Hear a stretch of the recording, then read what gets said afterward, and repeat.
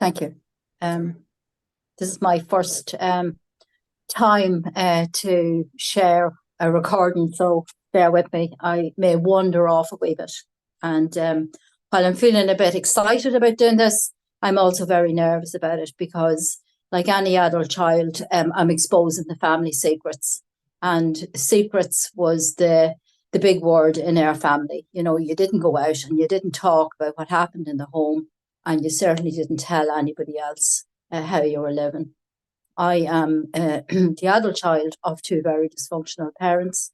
I can honestly say my father was alcoholic and a compulsive gambler, and my mother had many different, very dysfunctional traits. My mother was a gambler. You know, she came from a very dysfunctional family herself. She was a very angry and very bitter woman.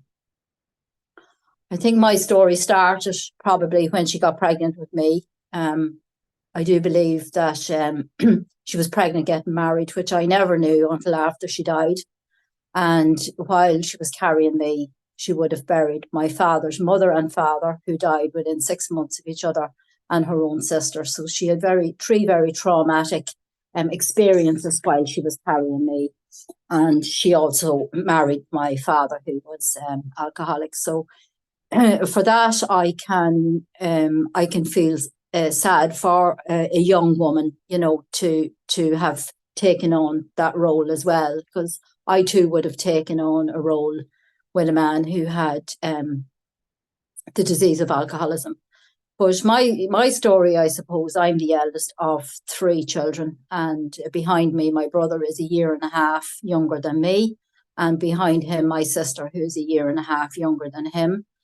And my sister is mentally, physically, and totally disabled. So my younger sister, who is still alive today, and she, thank God, she's 58 years of age, and she is in a body that doesn't work and has never worked. And for every morsel that goes into her mouth, and for every time she needs something, another adult has to do it for her. And that has been the way it has been all her life. She lived at home with us until she was 16. So needless to say, she was in the hospital quite a lot, and my mother was missing quite a lot.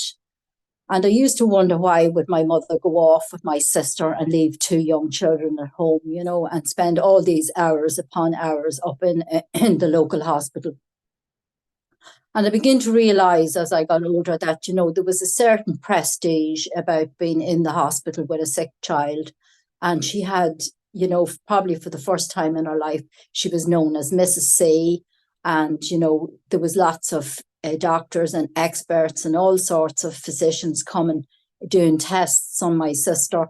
And, you know, it was a break probably from the humdrum life of being at home with my father and my brother and sister, my brother and me.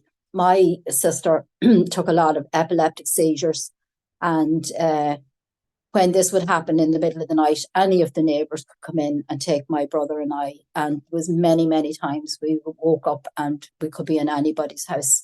So we were farmed out a lot as young children. So I suppose that's the background. My father worked for himself. He painted hay sheds, and there was only money in the summer. The winter time, there was no money. There was lots of money spent on medication to keep my sister alive, and lots of money spent on alcohol and gambling. The winter times in our house were very lean. We had very little. I often said you'd open up the press and all that was on the shelves was newspapers. You know, there was never a big supply of food. And I do remember going to bed hungry, and my brother going to bed hungry. My mother would go over to her own mother was alive, and her father, who worked for a local farm. And my grandfather, I remember getting a kick of a horse when I was about 7, and he had a stroke and he was paralysed and his speech had gone. And here now was another adult that my mother took on to look after. So I could see that she was looking after my sister and looking after my father and looking after her father, my father, and this child. And there really wasn't much time left in her calendar for myself and my brother.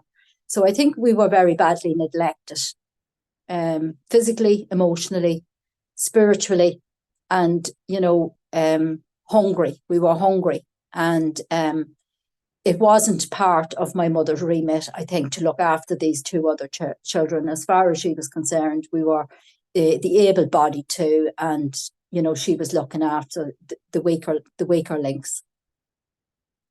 My father was missing most of the time. I don't know whether it was because my sister was the way she was. She had this horrendous screech all of the time. And I don't know, I used to think Daddy's not going to come home because he's not going to listen to that. But I know today that that's not the truth. I know the truth to be my father was happier in the pub and happy back in his horses. And, there was nothing going to bring him home. And that, I suppose, is what I've learned about being in recovery, that, it wasn't any people, places or things, that this was just the way it was. And this is just the way he was, I do remember when we left that house that we were living in, as young children, moving to a new area where my father had built or bought a house, and we, for the first time, had inside toilet. We had hot water inside, and we were in a house now where I didn't share with my brother, and I didn't have to share with my sister. I had my own room. And I thought, this is going to be great until my grandfather died, and then my granny decided that she'd sell her own house and moved in with us. And of course, she moved into my bed. I didn't like that because there was always a smell of whiskey off her. She was a whiskey drinker, and she snuffed. She was puffing up the snuff up her nose, and she was addicted to what at airtime here in this country, it was a Mrs. Cullen's powder. And she was licking these packets of Mrs. Cullen's powder that were laced with God knows what. And she was as high as a kite all of the time. And she was a very bitter woman. They played a lot of cards in our house, and there was cards, poker went on through the night. My mother was a card player, and all these individuals would arrive upon the house to play the cards, and us children were in the way. We were in the way. So anyway, that's the background to my childhood. Very dysfunctional. I thought it was very normal. I didn't realize that, that all these traits that I have now all stemmed from that time in my life until I got into ACA 4 years ago, and I could start putting the pieces of the puzzle together as to why I react and why I do what I do. It's a very strange story that got me into ACA. I remember lying in bed here about 4 years ago and thinking I'm going to die. Life is not worth living. I'm going to die. If I don't do something, I'm going to die. And I was just in such despair and such pain. I was just hurting all over. When I was about 9 years old, my cousin, my first cousin, my mother's sister's son, abused me. My mother had sent me out to get a loaf of bread to make the Christmas pudding. And on my way back, my older cousin had attacked me and abused me. And this had been going on for a while, but on this particular occasion, the bread had fallen into the river. There's a local river here beside us. And I was actually more afraid going home without the bread than I was that my clothes were all torn and that my body was all cut and that I was all bruised. And I was so worried about going home without that bread that what he had done to me really didn't register. I didn't know anything about sex. I didn't know anything about abuse. I didn't know anything about any of this. But I did know that I was very afraid going home to tell my mother, and that something had happened that wasn't right, because he had threatened me that if I told anybody that I was going to get it worse. And I went home without the bread on that particular night. My mother obviously knew what was after happening, and she went straight over to her sister's house. And there was an aunt of mine there who said he had never left the house and gave him an alibi as to what had happened. And his father told me I was a lying little bitch and that I had ruined his son and talking about his son like that. And I didn't realise the impact that that whole event was going to have on my life, because it just, as little self-esteem I now had less.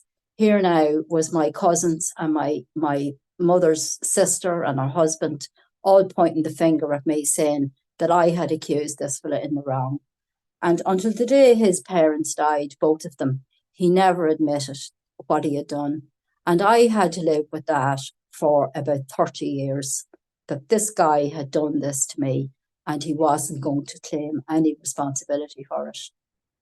I became the outcast of the family, and I was shunned by my aunts, and I was known as the one, don't let her into your house, don't. So that had a huge impact on me as a teenager. I left school at 15, just before I did my junior cert, and I thought to myself, if I could bring money home into the house, maybe I would be accepted. I had this feeling had grown in me that nobody liked me and nobody wanted me, and my acceptance of myself was very low. And I thought at 15 years of age, if I could do something that brought money into the house, or if I could please them in some way, maybe I would feel a little bit more accepted. And that's what I done. I left school and I got a job in the local in the local factory. It was a cotton factory, and I think I was earning something like £11 a week at the time. And my mother was taking £7 off me. I remember at that time, you just brought home the money and you handed it up. There was no such thing as, I'll have this for me and you can have that. It just always handed up. And I could see that had a very positive impact on my mother, and I was now, I won't say I was top dog, but I certainly was, they treated me a little bit better, and there was more food in the house, and things were a little bit better for a while, until I lost my job in the factory and it closed down. And then the shame and the abuse started from my parents, that I needn't think that I was going to be lying up there on them, and who did I think I was, and I was a waste, and all the litany of abuse came my way. So I got a job then in a local cafe, and I thought then that, I was in favour. But of course, the guy that owned the cafe, he too had dysfunctional behaviour, and I was working in there 72 hours a week, all the goddamn hours God would give me. And he became quite abusive, and I left. And I think the turning point for me was my mother went back down and begged him for my job back. And when I went back, whatever bit of self-esteem I had when I was there, after leaving, having to go back and beg back for my job, I really was in a very difficult position now. And I was only 15 years of age. And really, when I think about it, I wouldn't put a 15-year-old in to do the slogging that I did in that place. But it was there that this man came upon me, and I was in a very bad place. And it was there that this man who used to come into the cafe groomed me.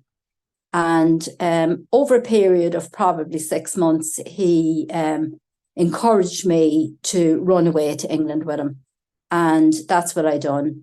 Things were so bad at home. My parents were given out to me. My aunts and uncles had shunned me.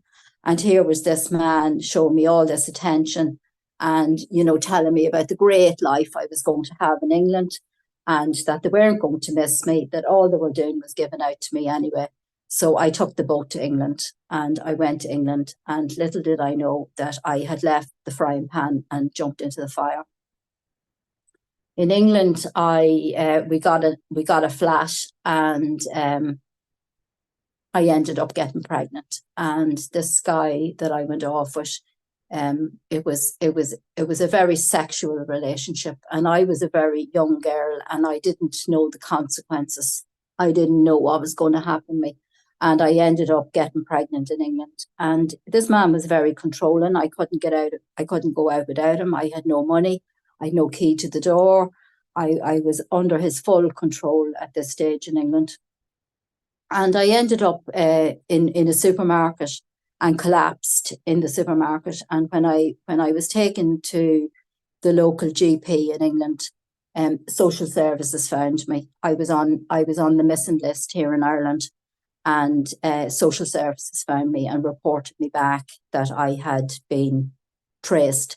So to cut a long story short, I eventually came back to Ireland without him pregnant, and was shunned then. When I came back, here I was, a pregnant girl, just gone 16 years of age, no husband, no father, 1978, and Catholic Ireland. And now people were stepping out of my way. It was nearly like I was the shit on their shoe.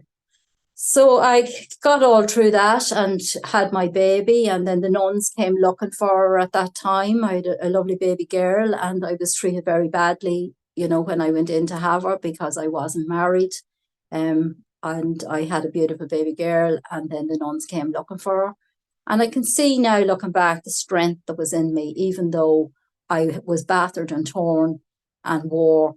I could see that there was this resilience in me. And I thought, I started to stand up for myself, but my self-esteem was very low. And I really thought, nobody's ever going to want me now. And my family had told me, no, nobody was ever going to want me. Here I was, a woman with a baby. You're never going to get a husband, and you're never going to this, and you're never going to make anything of yourself, and nobody's going to want you. And it was the litany of that all the time. And if I went to go out the door, my father would say, you needn't be bringing another child home here, and you needn't think you're, and it was just one put down on top of another, and there was no chance of escaping any of it. I had nowhere to go. Here I was now, a child, and I knew I wasn't going to go back to that man in England, because he had done nothing, only abused me for the months I was away. So I eventually got a job, and I thought, I'll get a job. Was back to the money now. I remembered when I was earning money, I was in favour. So I got a job, and I started to bring home the money again, and things were good for a while. But I do remember at 21 years of age, packing my bag, and I left that house with a cardboard box, and I swore to God I would never go back. I just could not take anymore. I wanted to die. As bad as it was, as difficult as my life had been up to that point, my family had turned on me again, and I just thought, I really just want to die. I left for the final time when I think I was about 21, with a 4-year-old under my arm and a cardboard box, and I didn't know where I was going or what I was going to do. And I asked a local lady here in town if she would rent me a room. Her husband was in jail, and I said, if you take me in with my child, I will pay you to look after her and pay you for the room if I can go to work. And that's what I done. And I saved up, and I bought myself a trailer, and I put it in the garden of this house here that I'm in now. And it was a first cousin of my father's. And, all of that time, I remember thinking, I'm going to die. I'm not going to survive this. I had no money in my pocket. I had nobody to turn to.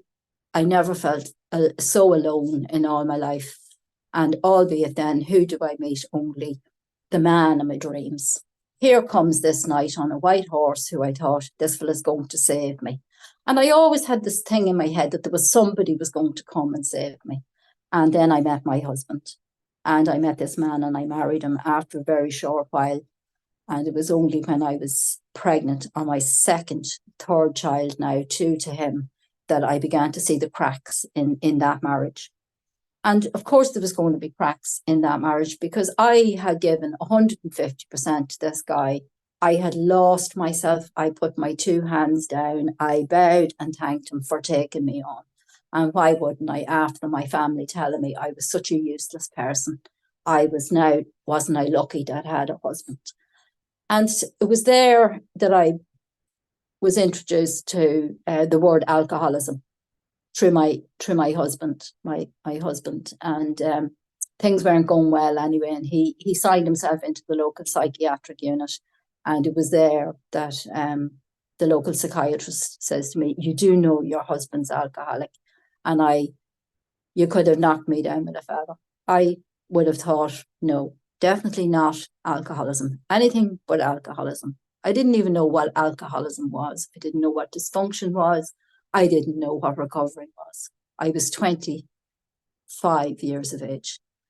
Anyway, I got myself into Al-Anon, and it was there that I started to get a little bit of insight into all the put down in my own life, all the isms, all the dysfunction, all the messages that I had believed up to that point about myself, you know, and how I had felt so shamed, how I had felt so unloved and unwanted, and how I tried so hard just to be accepted.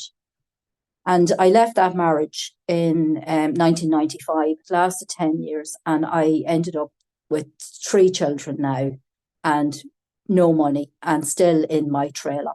But, you know, life was good. I continued to work, and I continued to get well, and I continued, you know, to try and work a program as best I could. I chased after men. I chased after, you know, I was in some very dark places.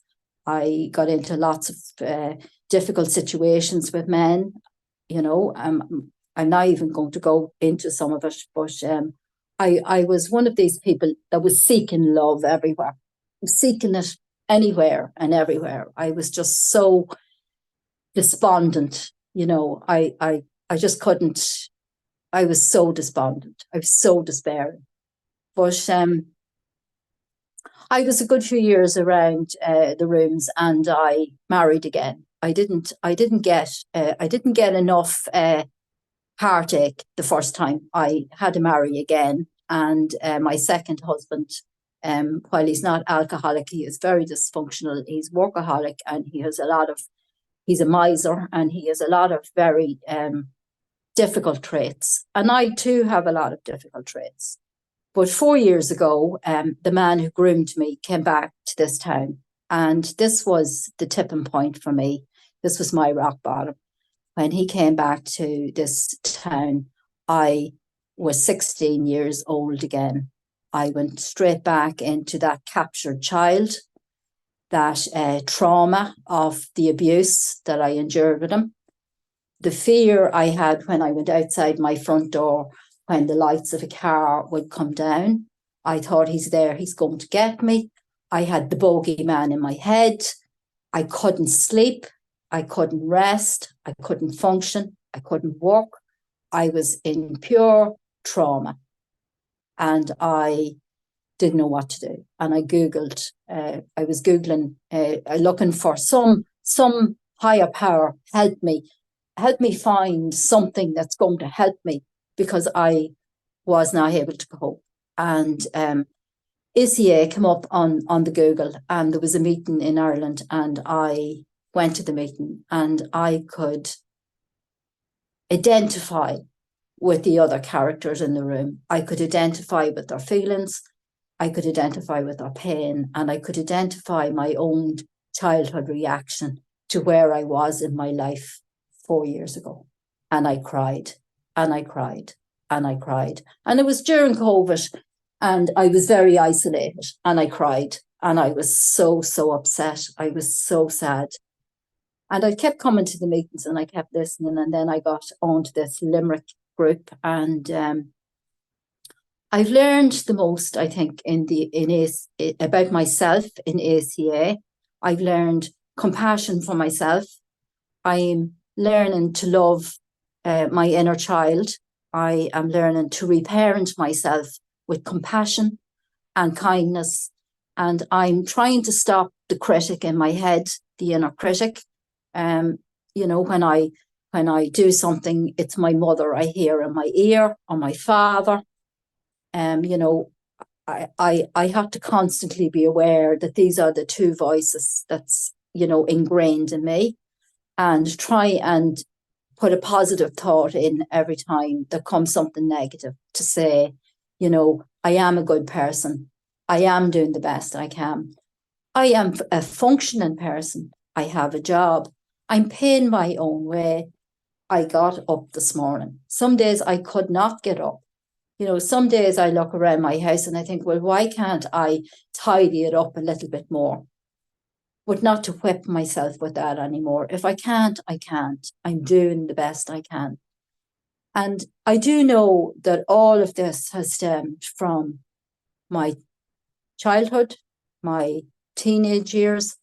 I've said sometimes when I would share on this meeting, that when this inner teenager, when I start to deal with this inner teenager, it's going to be a huge opening in me as to what happened to me, why it happened, how it happened, and why I am the way I am. And I've met a very good person in ACA that I am doing, a fellow traveller, and we've done the steps together it took us 2 years to do the Yellow Book. And I'm now trying to do the Loving Parent book. And for me, I've just began to realise that this inner teenager is not the teenager that was I as the teenager.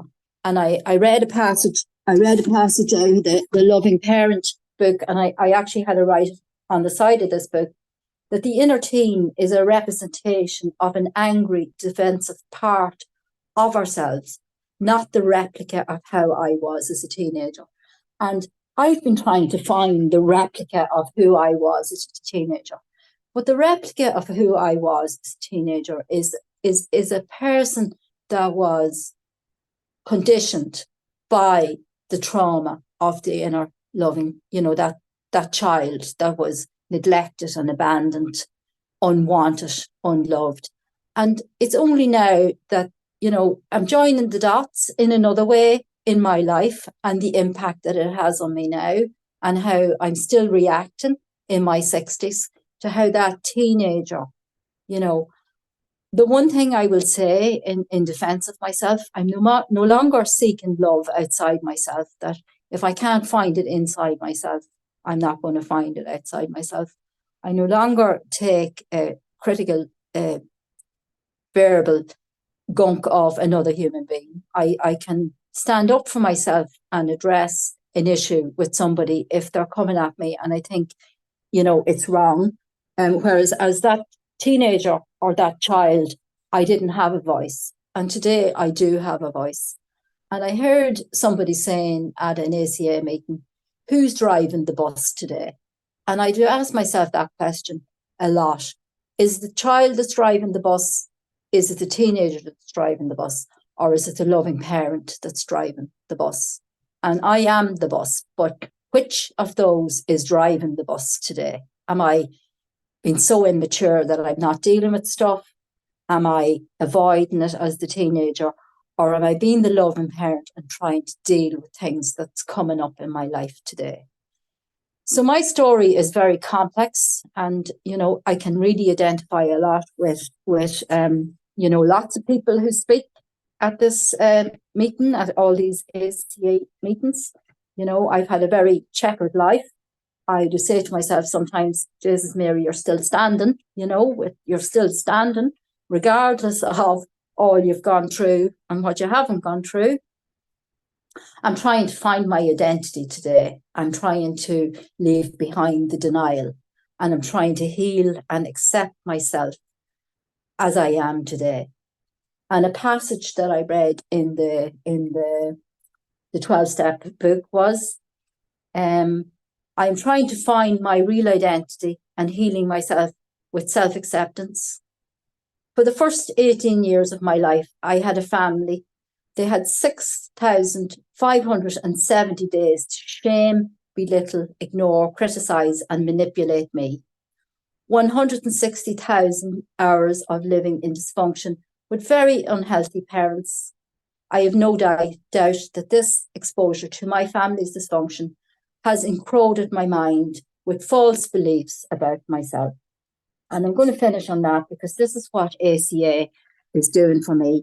It's letting me look at the false beliefs that I have about myself and try to change them, and try to change the effects they have on me, trying to change my response, my reaction, and most of all, trying to be gentle and kind to myself. So I'll leave it at there.